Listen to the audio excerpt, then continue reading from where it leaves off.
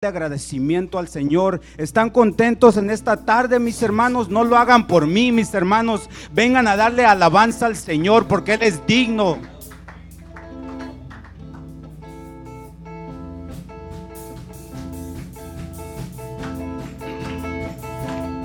Y exaltaré el nombre de Jesús, exaltaré su gloria y majestad. Exaltaré el nombre de Jesús, exaltaré su gloria y majestad. Yo exaltaré el nombre de Jesús, exaltaré su gloria y majestad. Y exaltaré el nombre de Jesús, exaltaré su gloria y majestad. Dios es grande, es temible, Él ha triunfado con todo poder. Dios es grande, es temible, Él ha triunfado con todo poder. La la la la la la la la la la la la. Él ha triunfado con todo poder. La la la la la la la la la la la la. Él ha triunfado con todo poder. Y exaltaré el nombre de Jesús, exaltaré su gloria y majestad. Exaltaré el nombre de Jesús, exaltaré su gloria y majestad. Exaltaré el nombre de Jesús, exaltaré su gloria y majestad. Y exaltaré el nombre de Jesús, exaltaré su gloria y majestad. Dios es grande, es temible, Él ha triunfado con todo poder. Dios es grande, es temible, Él ha triunfado con todo poder. La la la la la la la la la la la la. Él ha triunfado con todo poder. La la la la la la la la la la la la. Él ha triunfado con todo poder. Envísteme de poder, oh dulce Espíritu de Dios. Envísteme de poder, oh dulce Espíritu de Dios, de Dios,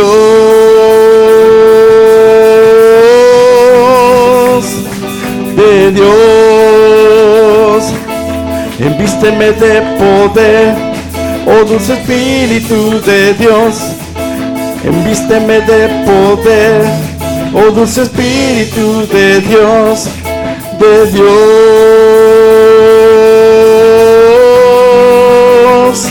de Dios. Regocíjese su pueblo, alábenle sus santos, reverencienle sus escogidos, adórenle sus amados.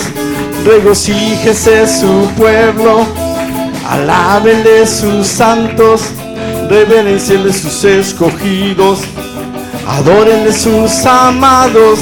Mi corazón se regocija en el Señor, mi fortaleza en el Señor se exalta. Mi boca cantará sin temor contra mis adversarios. Mi corazón se regocija en el Señor, mi fortaleza en el Señor se exalta. Mi boca cantará sin temor contra mis adversarios. Envísteme, envísteme de poder, oh dulce Espíritu de Dios. Envísteme de poder, oh dulce Espíritu de Dios, de Dios,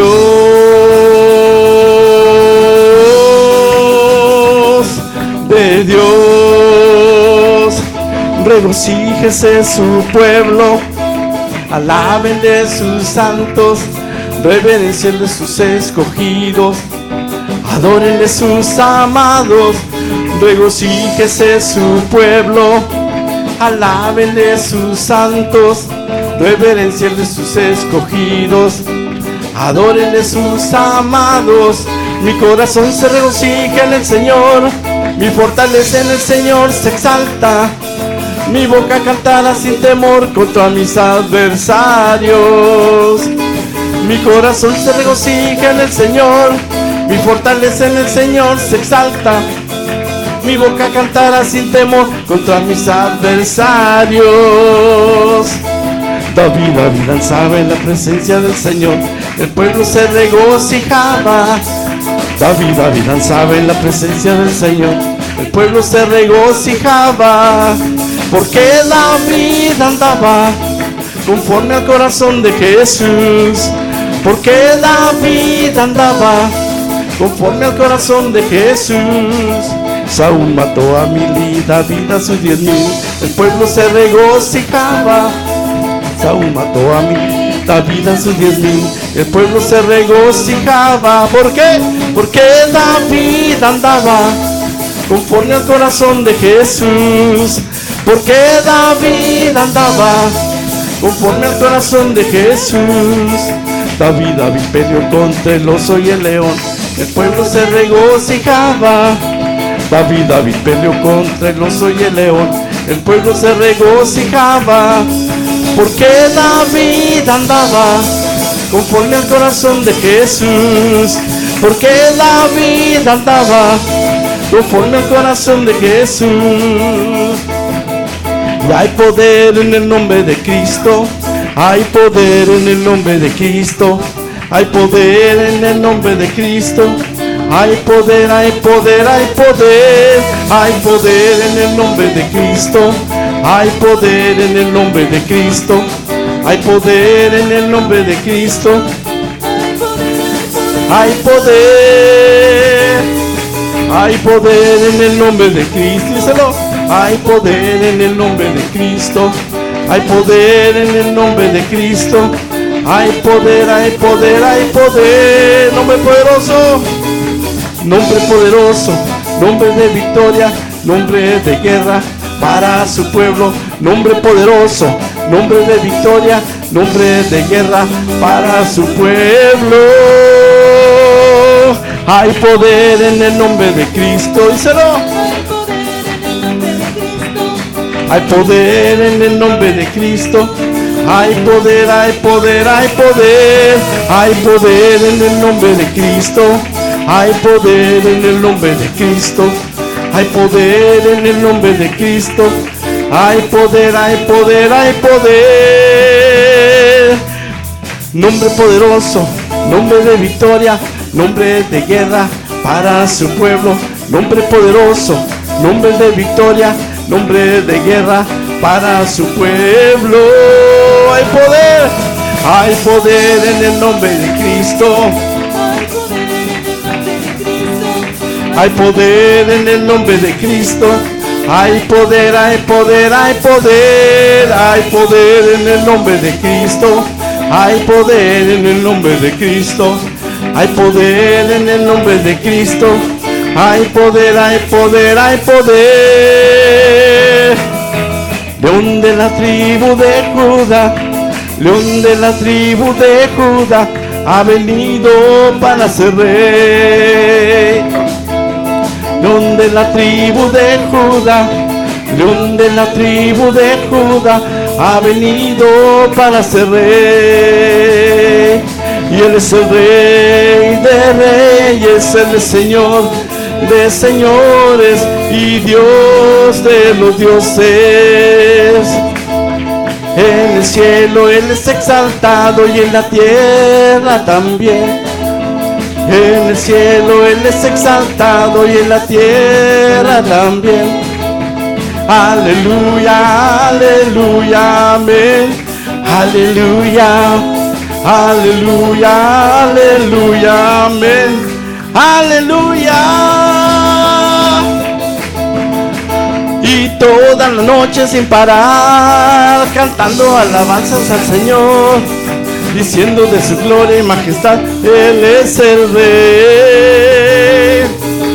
Toda la noche sin parar, cantando alabanzas al Señor, diciendo de su gloria y majestad, Él es el Rey de Israel.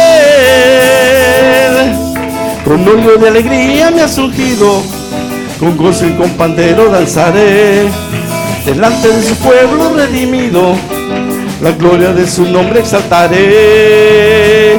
Con el pandero, toda la noche sin parar, cantando alabanzas al Señor, diciendo de su gloria y majestad, Él es el Rey.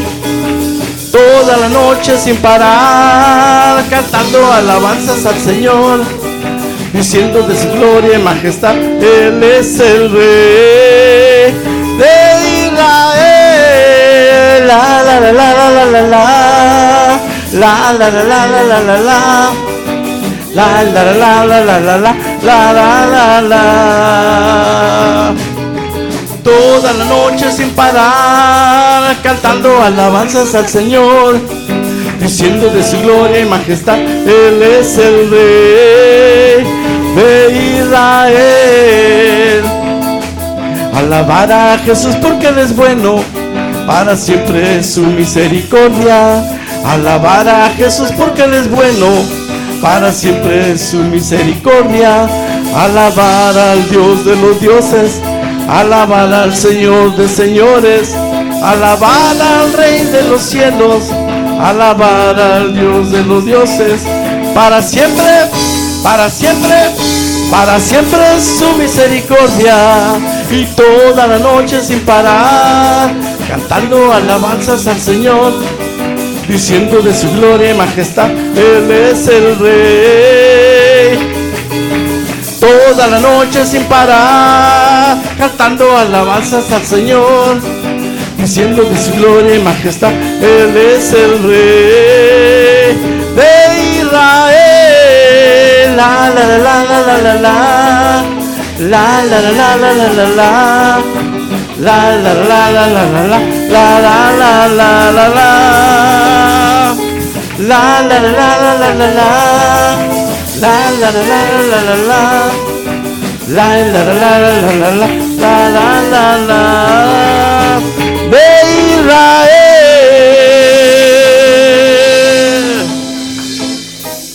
Señor. Gloria a Dios, mis hermanos. Denle alabanza al Señor, mis hermanos, en cada momento. No pierdan ese gozo, mis hermanos. No deje que nada ni nadie le quite el gozo del Señor. El tiempo corre, mis hermanos. Niños, por favor, a su clase. Jóvenes, a la capilla.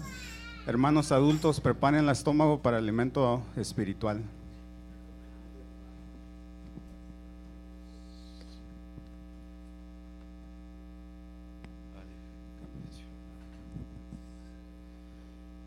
Gracias, Dios. Obra Cristo.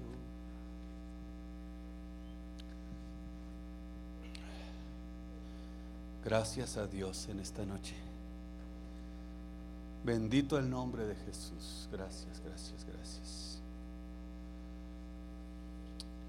Estamos o hemos llegado a el capítulo 8 del libro de Daniel. En realidad el tema general de este capítulo es la visión de Daniel sobre el carnero y el macho cabrío. Esta visión,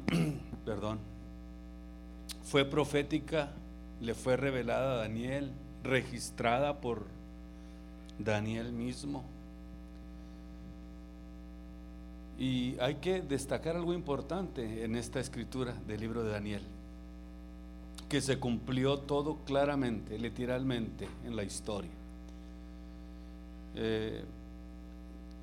Estos acontecimientos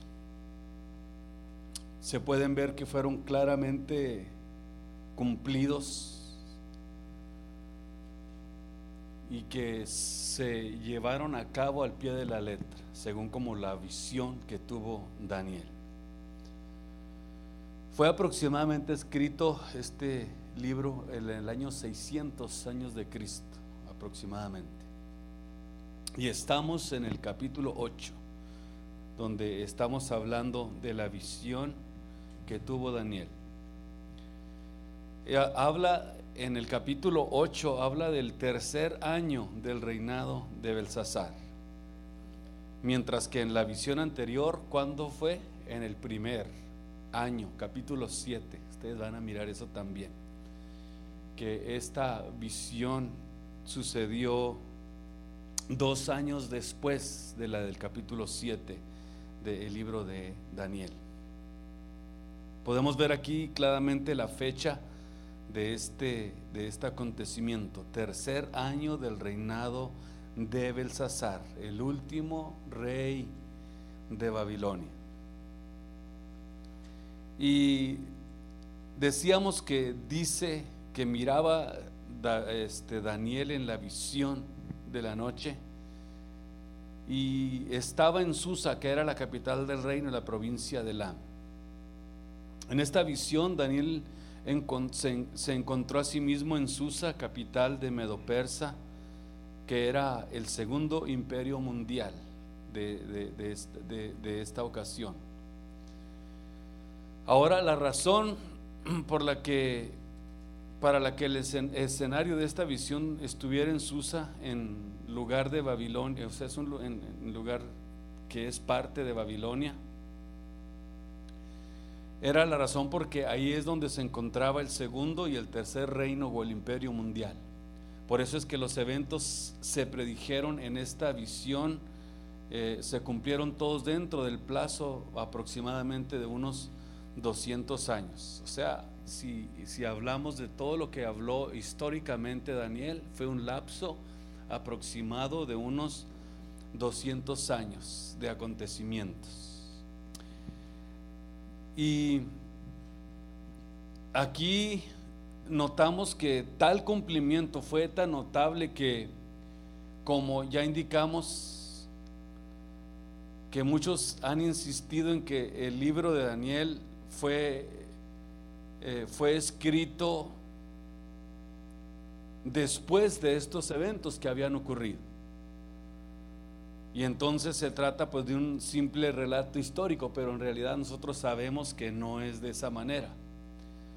Este fue un intento para librarse del aspecto milagroso que resulta para muchos quizás embarazoso, para un sistema probablemente de interpretación complejo, y por eso se trata de cambiar lo que realmente sucedió en lo que es estos eventos que están en el libro de Daniel. Alcé mis ojos y miré un carnero que estaba delante del río y tenía 2 cuernos, y aunque los cuernos eran altos, uno era más alto que el otro, y el más alto creció después. Aquí menciona a un carnero que tenía 2 cuernos, que más tarde será o es identificado con Media y Persia.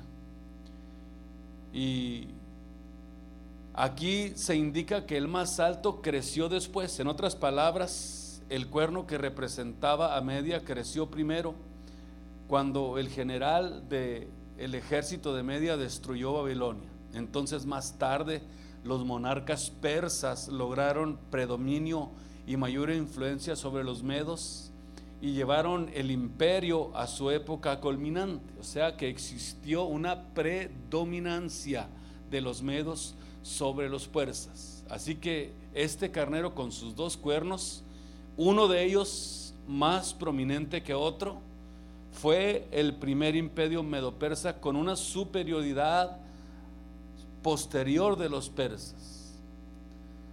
Por eso es que notamos que habla de un cuerno que era mayor que el otro.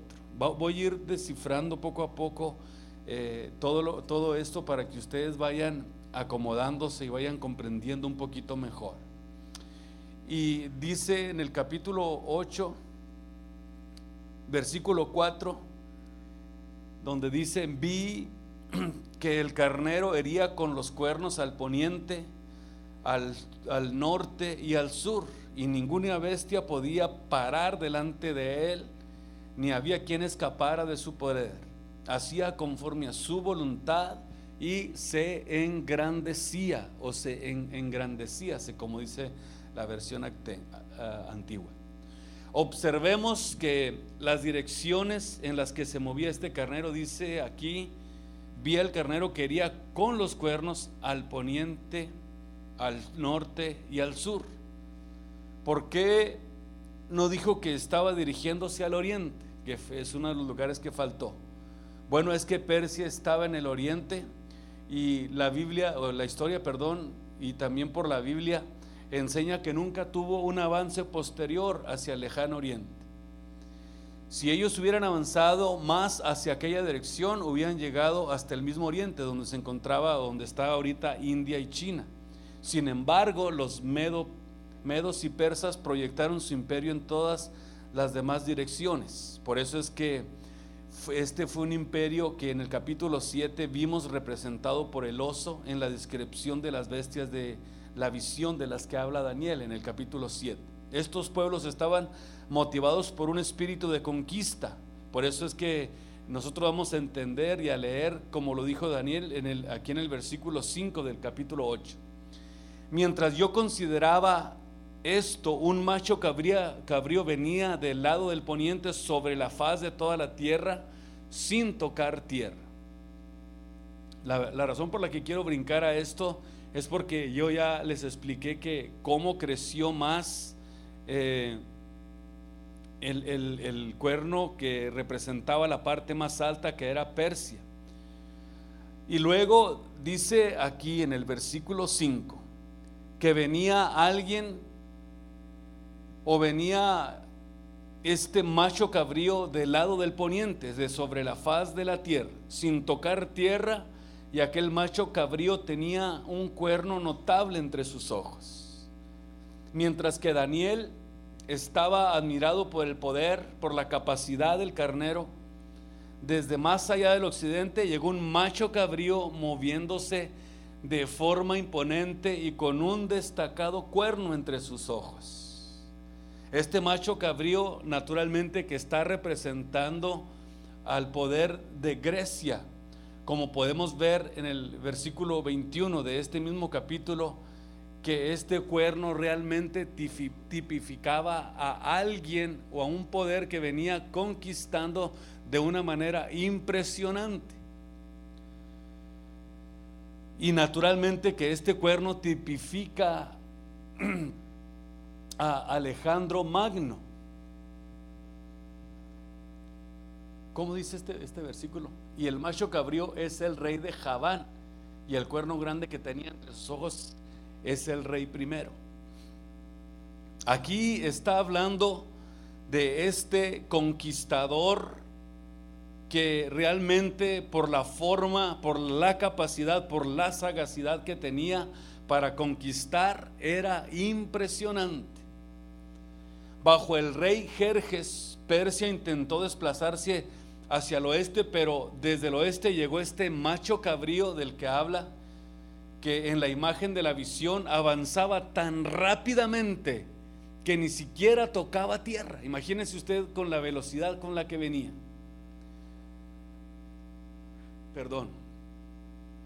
Y esto equivale precisamente a las 4 alas del leopardo. Indica la velocidad con la que Alejandro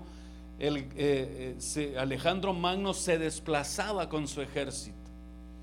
Ahora en los versículos 6 y 7 dice: vino hasta el carnero de 2 cuernos que yo había visto en la ribera del río. ¿Se recuerdan cómo lo menciona Daniel? ¿Cómo se llamaba el río? Ulaí se llamaba el río. Y corrió contra él con furia de su fuerza.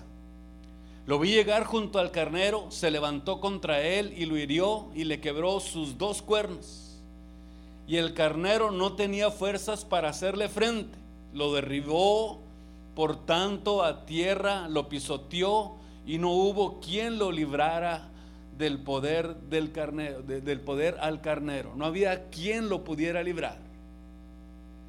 Naturalmente que estamos hablando precisamente que este cuerno que venía con gran poder era este personaje que tenía una sagacidad impresionante para conquistar. Aquí otras versiones añaden al versículo 7, cuyo principio queda así: lo vi venir junto al carnero y enfurecido contra él.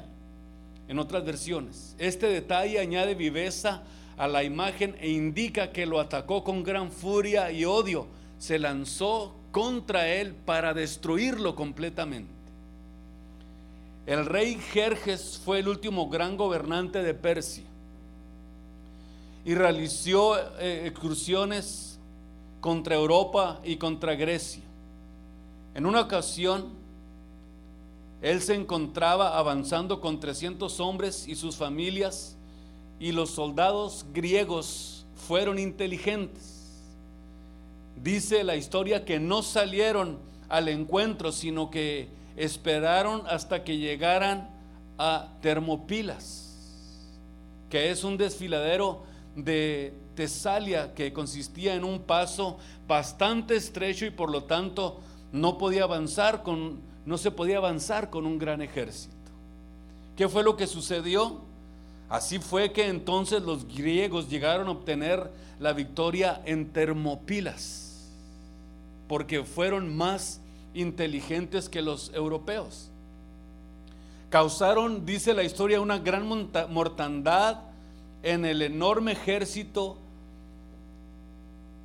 que pudieron prácticamente agarrarlo en ese lugar tan estrecho, y causaron una gran mortandad en el enorme ejército de Persa.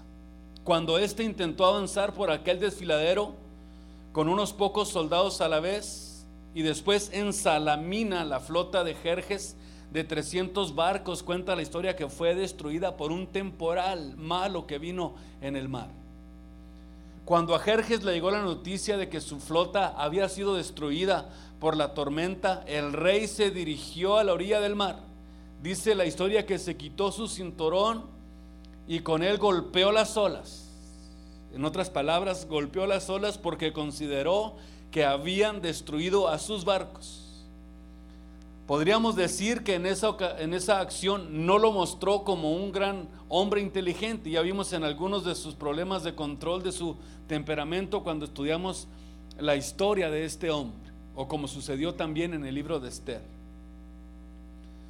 Todos los esfuerzos de mayor o menor envergadura que se llevaron a cabo desde entonces por parte de fuerzas del Oriente fueron derrotados en batallas, tanto en la península ibérica, en Francia y a través de los Balacanes. O sea que aquí notamos algo importante. Así que surgió en el oeste ese gran general, un hombre que era realmente joven, Alejandro Magno. Solamente tenía 33, hay quienes dicen que tenía 32 años cuando este hombre murió. Era un genio militar, uno de los más destacados de todos los tiempos. Pudo desplazar una fuerza militar imponente por tierra más que cualquier otro militar hasta su tiempo. Bien, veamos lo que sucedió entonces, leyendo en el capítulo 8 y en el versículo 8, donde dice que el macho cabrío creció en gran manera, pero que cuando éste estaba en su mayor fuerza fue quebrado. ¿Qué fue lo que le sucedió a este conquistador impresionante, que era joven, que era un experto para poder dirigir un ejército tan grande y tan imponente? Como lo describe Daniel, dice que venía con gran furia, de tal manera que no pisaba ni tierra por la forma en que se desplazó para conquistar. Fue algo impresionante. Pudiéramos decir que era un genio realmente destacado para poder tener y para poder conquistar. Y este macho cabrío, dice, creció en gran manera. En otras palabras, pudo conquistar todo el mundo, o esa parte del mundo, lo que se conocía como el mundo. Pero dice que cuando estaba en su mayor fuerza, aquel cuerno fue quebrado, y en su lugar dice que salieron otros 4 cuernos notables hacia los 4 vientos del cielo. De este cuerno que se quebró, salieron otros 4 cuernos sobre los 4 vientos, o hacia los 4 vientos del cielo. La frase significativa en este versículo es la siguiente: cuando estaba en su mayor fuerza, aquel gran cuerno fue quebrado. Ahora, ¿qué fue lo que quebró ese cuerno? ¿Usted sabe un poco de la historia de este personaje del que estamos hablando? ¿O nunca había oído hablar de él? ¿Alguien de ustedes había escuchado hablar de Magno?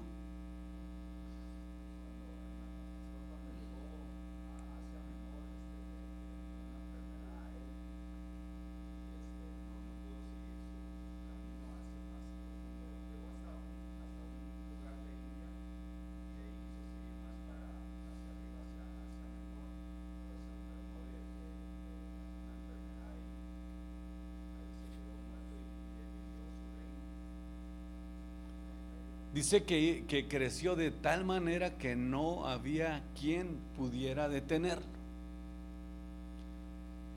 En otras palabras, no había ningún poder humano que pudiera quebrarlo. Se nos ha dicho que cuando él llegó al poder, todo el mundo estaba bajo el poder de Alejandro Magno. Prácticamente el mundo estaba bajo su control. Había conquistado a todo el mundo. La tradición dice que él se sentó y lloró y estuvo llorando porque decía que ya no había más mundos para conquistar. Imagínense la capacidad y el poder que tenía. Eso es lo que dice la tradición. Él ya, dice, había conquistado el mundo conocido de su época. Sin embargo, en medio de sus enormes proyectos, fue atacado por una fiebre que, después de haber estado, dice, bebiendo en varias sesiones a lo largo de toda una noche, murió en Babilonia en el año 323 antes de Cristo, aproximadamente a la edad de 32 años a 33 años aproximadamente. Esto que yo le estoy diciendo son las visiones, o es la visión de lo que Daniel pudo mirar antes de que estas cosas acontecieran. En realidad es algo que probablemente Daniel, cuando lo escribió, no tenía ni idea cómo iban a suceder todas estas cosas. Pero sin embargo se cumplieron. Toda la profecía de la que él habló se cumplió al pie de la letra. Todos estos tres imperios, el de Babilonia, Medo-Persa y el griego, pasaron sus momentos finales durante una orgía, y los excesos de bebida fueron uno de los factores que causaron su caída. Fíjese bien de dónde vino la caída de estos imperios que eran tan poderosos en ese tiempo. Por eso es que usted puede notar los factores que lograron que viniera la caída de estos imperios. Aparentemente podemos notar que Alejandro Magno muy probablemente se convirtió en un alcohólico, y eso le causó la muerte después. No sé si alguien tenga algún dato de la historia de Alejandro Magno. No, nadie tiene. Estamos en lo correcto entonces. Pero ¿qué es lo que sucede? Que el alcoholismo realmente ha continuado causando estragos a través de la historia, y en nuestro tiempo ha pasado a ser uno de los problemas más grandes. Eso fue lo que quebró a este poderoso cuerno del que habla Daniel, que era imparable, que nada lo podía detener, que venía tan velozmente que ni siquiera pisaba tierra. Tenía unas conquistas impresionantes, un genio militar, una capacidad impresionante. ¿Y qué fue lo que sucedió cuando ya logró conquistar todo lo que él conocía como la parte del mundo? Se deprimió y se puso triste y empezó a llorar y empezó a tomar, y esto le causó que le viniera una fiebre que eventualmente terminó con él. Y la razón por la que él se sintió así es porque decía que ya no había nada más que conquistar. Por ejemplo, si usted conoce más o menos un poco del área geográfica de donde estuvo Alejandro Magno, de donde él conquistó, era lo único que se conocía como parte del mundo en ese tiempo. O sea, prácticamente él tenía todo conquistado.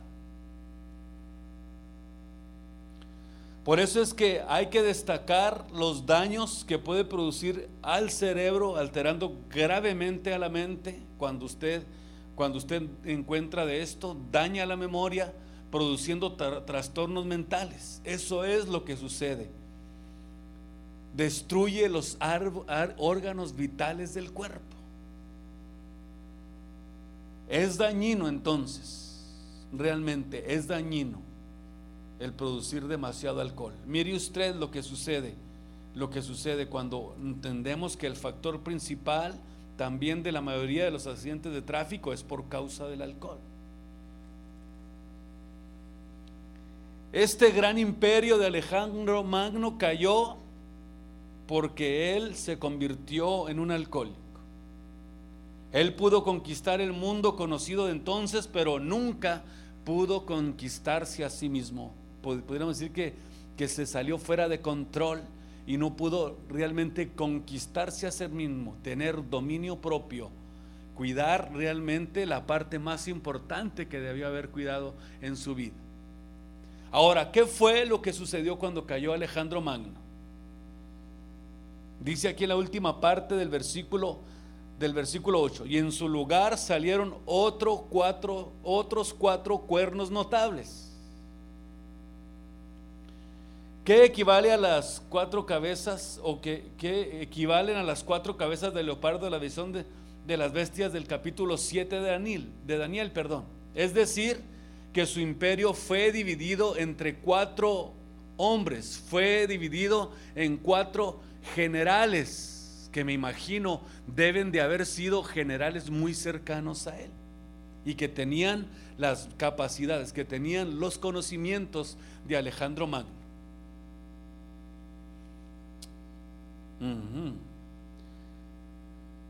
Cesandro dice que fue uno de los que se quedaron en este imperio que se dividió en 4. Estaba casado con la hermana de Alejandro.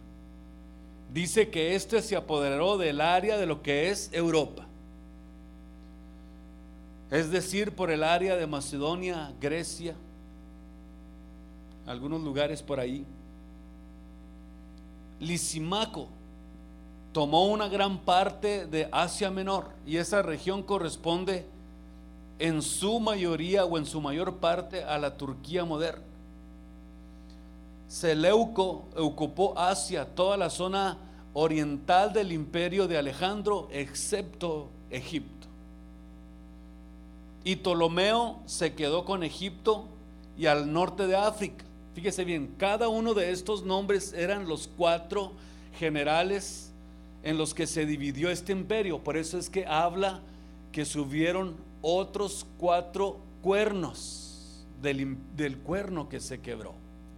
Primeramente, ya entendimos que este cuerno que venía con gran furia destruyó los 2 primeros cuernos, que eran Medo y Persa, que los conquistó.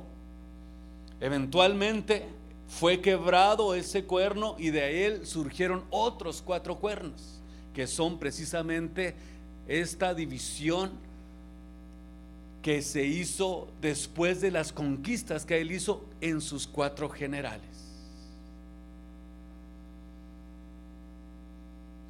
Decía que Ptolomeo se quedó con Egipto y al norte de África. Ahora, volviendo a este capítulo 8 de Daniel, el que estamos tratando de comprender un poquito mejor, en el versículo 9 dice que de uno de ellos salió un cuerno pequeño que creció mucho al sur y al oriente y hacia la tierra gloriosa. Naturalmente que se está refiriendo, hacia Jerusalén, hacia Israel, más bien hacia el país de Israel,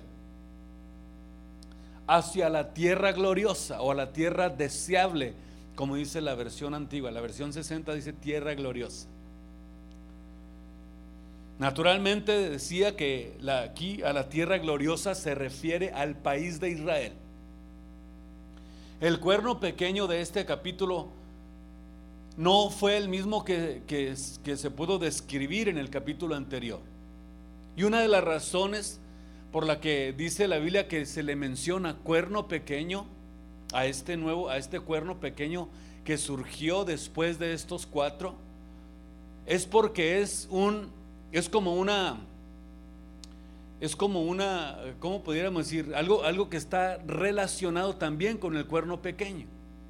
Viene a ser como una representación de lo que va a suceder cuando el anticristo venga y se plante sobre la tierra de Israel, en el templo de Dios, y que se derramen allí blasfemias en contra de Dios.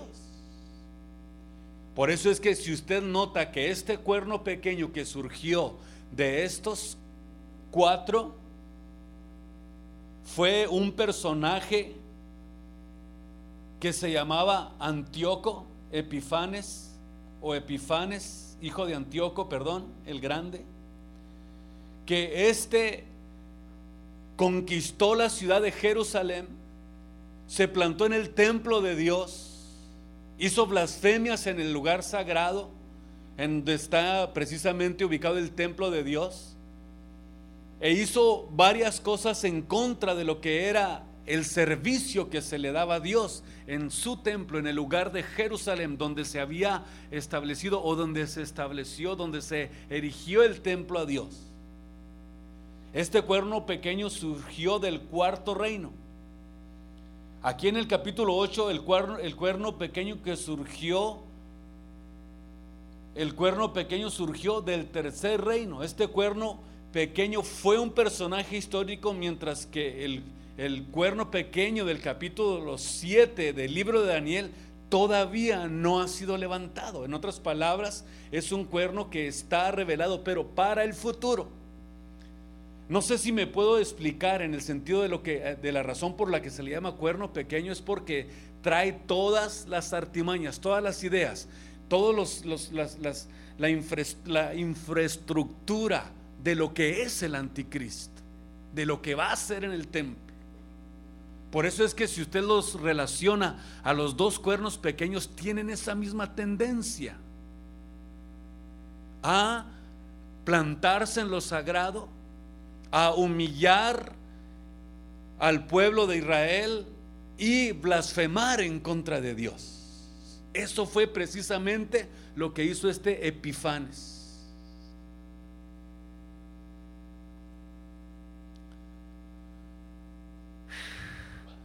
Surgió precisamente de Siria, de la dinastía de Seleudicida.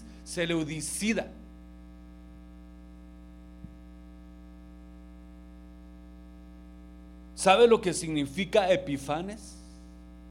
Con razón hizo todo lo que hizo. Significa el loco.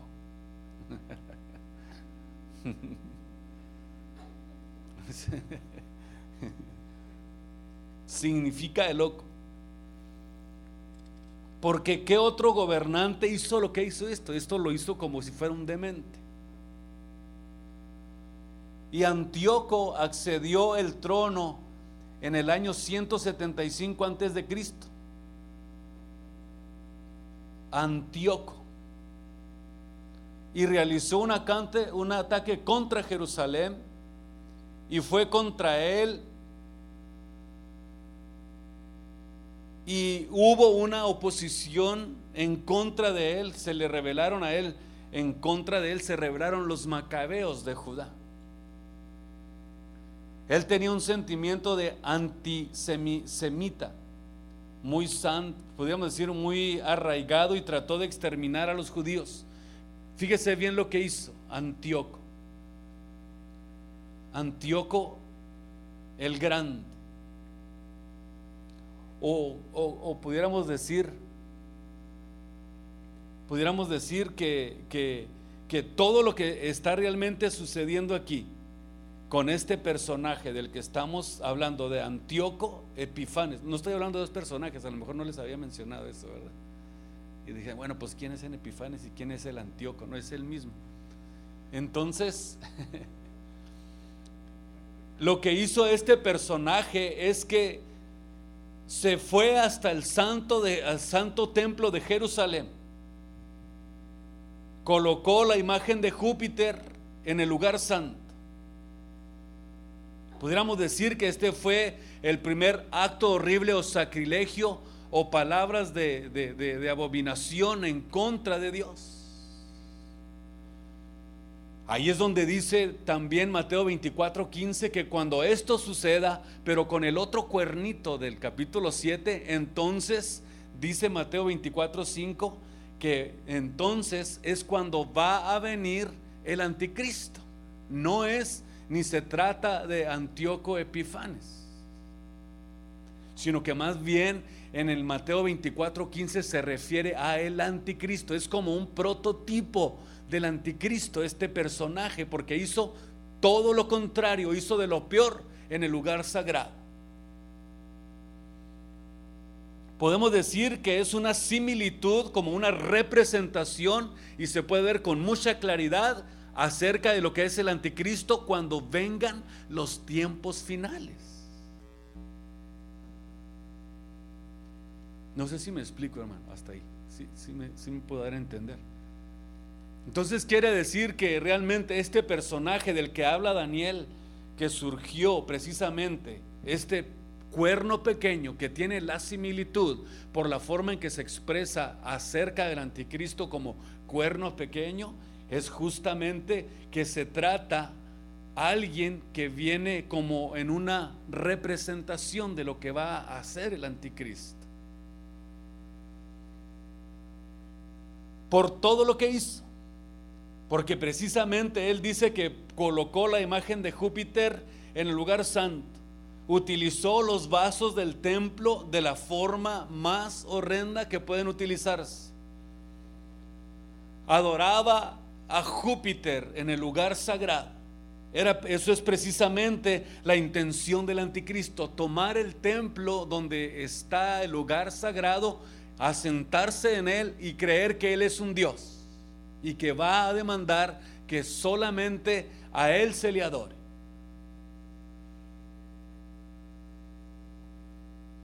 Así es. ¿Sabe lo que hizo con los vasos santos? Con los vasos de oro que habían regresado nuevamente de Jerusalén al templo de Dios. Hizo derramar caldo de cerdo sobre los vasos. Antíoco Epifanes. ¿Sabe por qué? Porque eso era una blasfemia, porque era uno de los animales de los que Dios más les prohibió que no deberían de comer al pueblo de Israel. Ahora en el versículo 10 de este capítulo,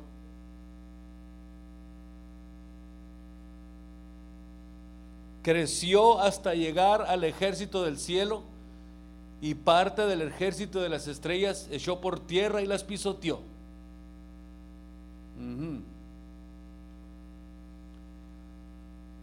Reconocemos que este pasaje es un poquito difícil de entender o de interpretar, pero entendemos que la interpretación natural es que Antíoco desafió a Dios y le fue permitido capturar Jerusalén, tomar el templo. Esta guerra incluyó al reino espiritual, porque utilizó lo sagrado, utilizó lo espiritual, utilizó lo que Dios cuidaba con mucho celo para pisotearlo, para hacer todo lo contrario a lo que es al servicio a Dios. Yo no sé, pero yo noto que a través de los siglos siempre ha sido esa la tendencia del enemigo: tratar de ridiculizar lo de Dios, tratar de ridiculizar el servicio que se le da a Dios, queriendo imponer todo lo contrario, queriendo imponer todo lo que es contra Dios, queriendo destruir todo lo que Dios ha hecho con todo el deseo de comenzar algo nuevo en cada vida y en cada corazón. Él siempre viene con la intención de destruir. Dice la Biblia que vino a hurtar, matar y destruir. Por eso es que el Hijo de Dios debe de tener mucho cuidado con todo lo que hace en su vida.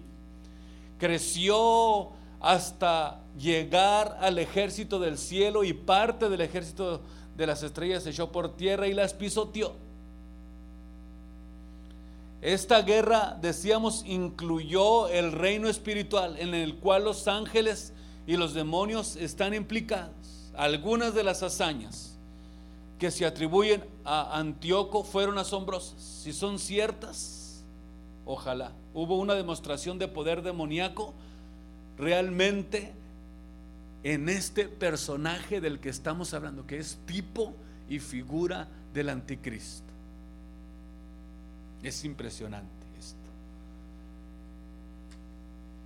realmente impresionante cuando uno se pone a leer la historia de esta persona, de este personaje. En el versículo 11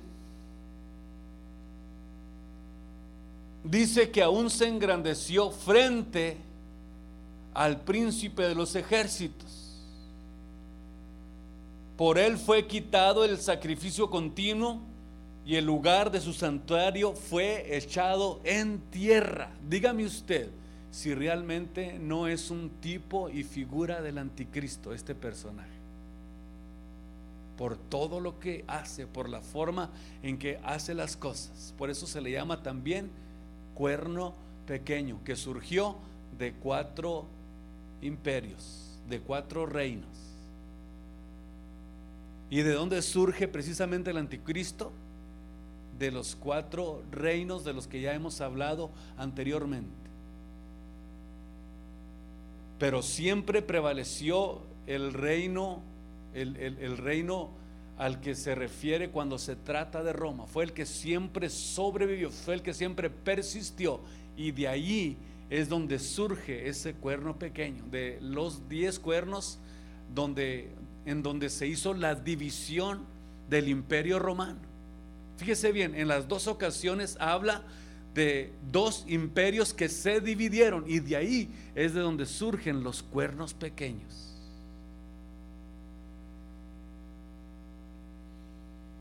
Cuando Roma se dividió en 10, es cuando dice entonces que después de esa división surgieron 10 reyes, y de esos 10 reinos surge un cuerno pequeño, donde dice Daniel que hablaba grandezas, que su poder era impresionante. Este cuerno pequeño que se levanta viene con todas las características, y todo pudiéramos decir que apunta claramente a la forma y en la manera en que este hombre también se levantó y destruyó la ciudad de Jerusalén. Se asentó en el templo y comenzó a hacer todo lo que es contra Dios.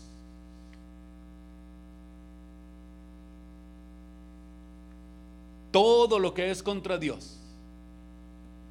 Por eso es que Daniel lo visualizó de esta manera. Se dio cuenta que se trataba de una demostración del poder demoníaco, que Dios lo toleró, que Dios lo permitió, porque Dios tiene un plan, porque Dios tiene algo trazado, porque Dios tiene planes. Y yo creo que los planes de Dios se van a cumplir. Cuando surja este otro cuerno del que estamos esperando en este tiempo que va a venir, tiene que usted aprender a identificarlo con este personaje en su forma de surgir, de subir y de comenzar a administrar en la ciudad santa llamada Jerusalén. Así que muy abusados, porque esto todavía no ha pasado.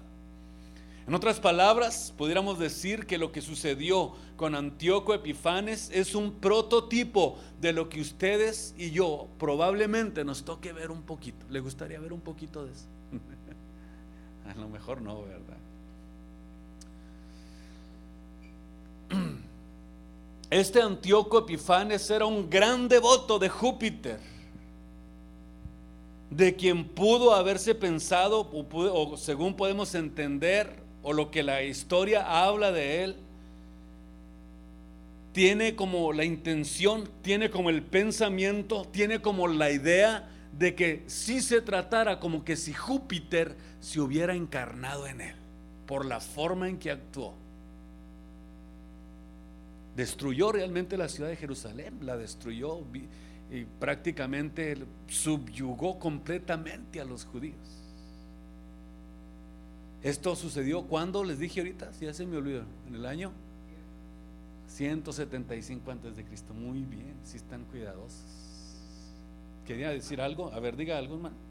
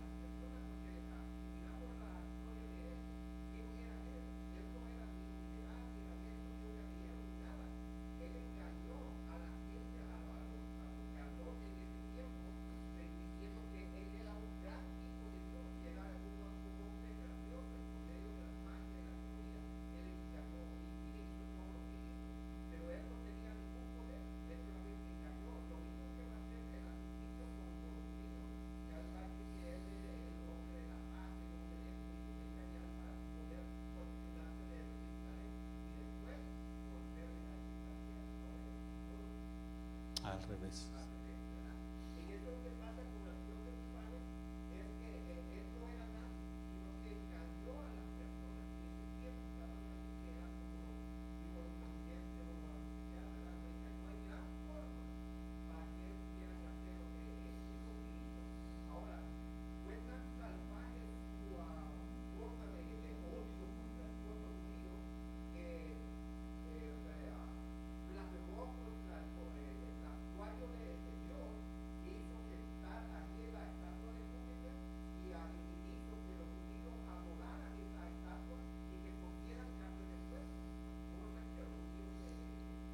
Y utilizaron los vasos sagrados.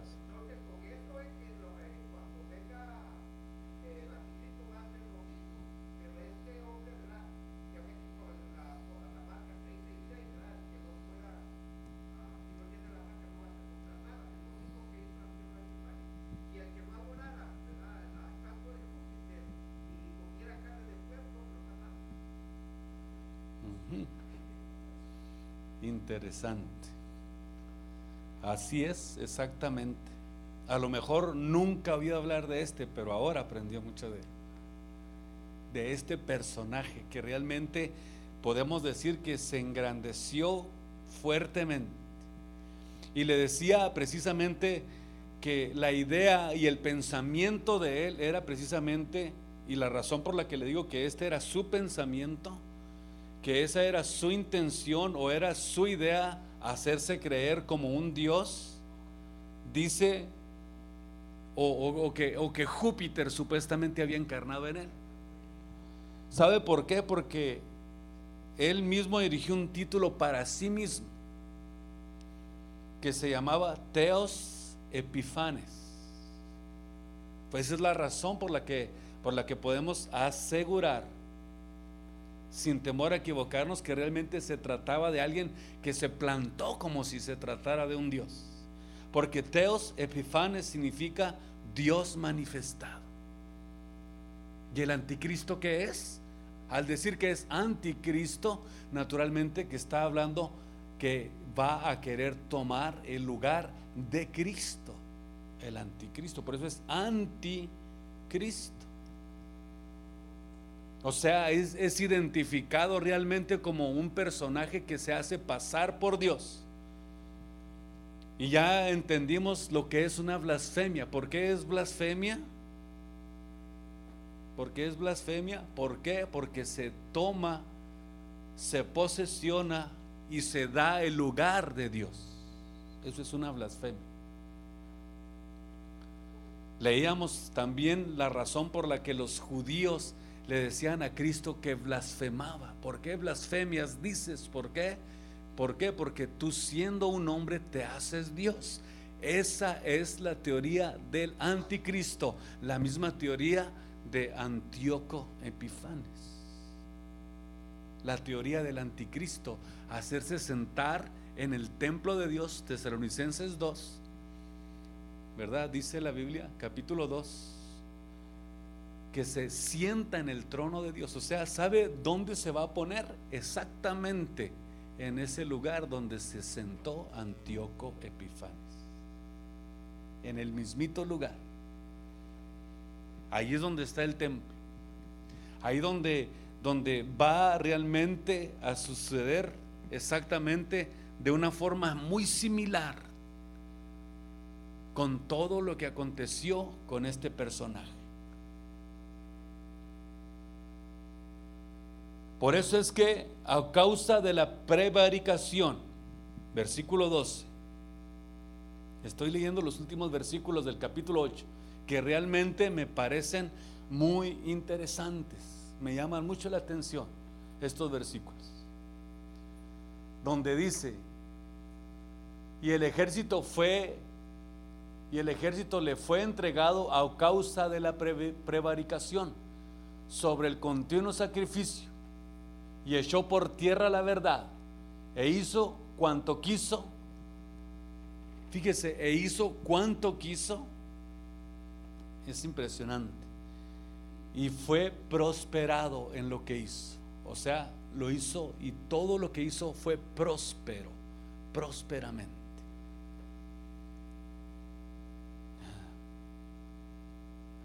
Qué visión tan interesante tuvo Daniel. Impresionante con todo esto. Ahora yo me imagino que ustedes cuando lean el libro de Daniel van a tener unas ideas muy claras de lo que se trata cada uno de los acontecimientos del libro de Daniel. Eso espero, eso deseo en mi corazón, que así sea. Fue próspero, o sea, hizo cuanto quiso y todo lo que hizo fue próspero. Y esto, óigame bien, sucedió o fue a causa de la voluntad permisiva de Dios. Hay muchas cosas que Dios permite. ¿Por qué las permite? Porque siempre quiere darle elección al que ama a Dios. Y siempre quiere darle elección y también quiere hacer justicia con el pecado.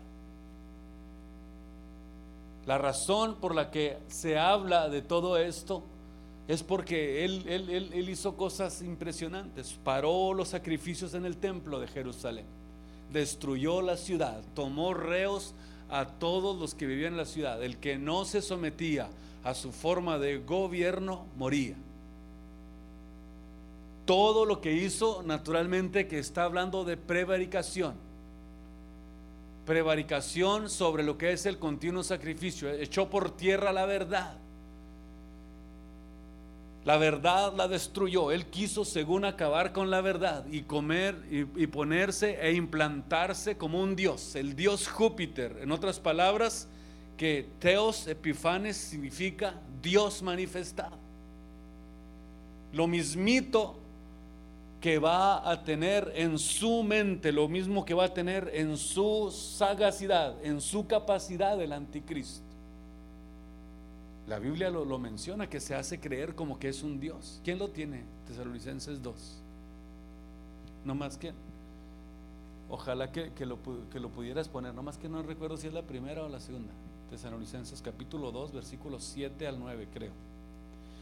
Si ustedes notan, en estas porciones de la Biblia existe una conexión impresionante. Por eso es que hay que aprender a identificar los síntomas del anticristo, para que cuando se comience a mover este movimiento, cuando comience la conquista de la ciudad de Jerusalén, cuando comience la conquista del templo, cuando comience la reconstrucción del templo de Jerusalén, quiere decir que todo se está preparando para que llegue este personaje que se hace pasar por Dios, que hace que, primero, que se paren los sacrificios, porque sabía que usted el templo se va a inaugurar y les va a permitir que hagan sacrificios por un tiempo.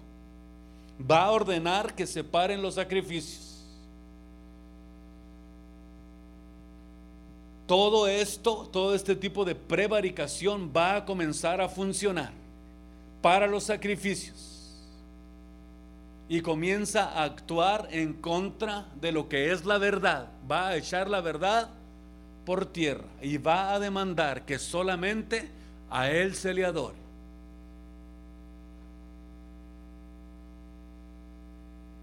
Versículo 8. Entonces será manifiesto aquel inicuo, el cual el Señor destruirá o matará con el espíritu de su boca, y lo destruirá con el resplandor de su venida. Versículo 9. Aquel inicuo cuyo advenimiento es operación, según entendemos, de Satanás, con grande potencia, con señales, milagros mentirosos. Impresionante. Versículo 10, ¿cómo dice? Con todo engaño de iniquidad en los que perecen, por cuanto no recibieron el amor de la verdad para ser salvos. Entonces entendemos que esa fue una causa y una situación permisiva de parte de Dios, que este cuerno pequeño actuó, prosperó durante ese periodo. Y finalmente, por ahora, leemos el versículo 13 y vamos a tener el capítulo 8 la próxima semana. Entonces oí hablar a un santo, y otro de los santos preguntó al que hablaba: ¿hasta cuándo durará la visión del sacrificio continuo, la prevaricación asoladora y la entrega del santuario y el ejército para ser pisoteados. Aquí santo se refiere a una de las inteligencias creadas por Dios, aparte del ser humano. Es lo que llamaríamos una criatura sobrenatural. Por cierto, a veces nos hemos preguntado, ¿cómo nos llamarán a nosotros cuando hablamos de lo que es el sistema angelical? También observamos que en este versículo la profanación del templo es llamada la prevaricación asoladora. Fíjese bien, va a venir con la prevaricación asoladora para destruir la verdad, para ponerse en el lugar de Dios y para hacer que solamente a Él se le adore. Y terminamos con este capítulo.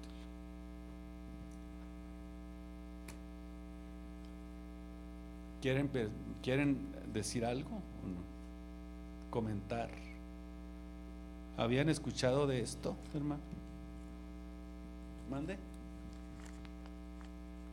Dígame una experiencia, aunque sea. Quiero ir aunque sea uno nada más, antes de retirarme de lo que usted pudo ver aquí. Amén.